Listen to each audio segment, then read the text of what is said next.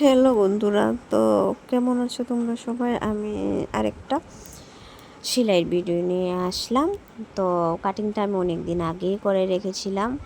তো উপরের টপটা আমি প্রিন্সেস কাট দিইনি, বাট প্রিন্সেস কাটে মাপে একটা সেলাই দিয়ে তারপর আমি প্রিন্সেস কাটটা বানিয়ে নিয়েছি।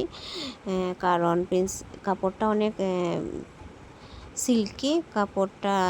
সিল্কি থাকার কারণে আমি কাট না দিয়ে প্রিন্সেস কাট বানিয়েছি, শুধু মাপ দিয়ে।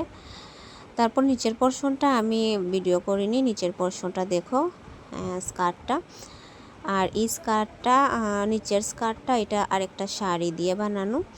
এটা আমি মিশো থেকে একটা শাড়ি নিয়েছি, তোমরাও এইভাবে মিশো থেকে শাড়ি নিয়ে বানাতে পারো। আর এই শাড়িটি অনেক সিল্কি হয়। আর এই শাড়িটা ওই দুটো শাড়ি দিয়ে আমি বানিয়েছি। দুটো শাড়ি পুরা শাড়িটাই আমি লাগিয়ে দিয়েছিলাম। শাড়িটা অনেক ঘের।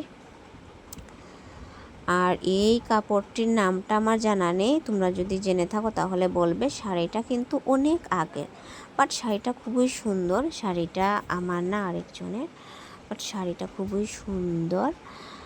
আর এটার ফাইনাল লুকটা তোমাদের কেমন লেগেছে অবশ্যই জানাইবে। আর আমি এই ড্রেসটার সাথে একটা ফটোশ্যুটও করেছিলাম, তো কেমন হয়েছে আমাকে জানিও। তো দেখো, টাটা।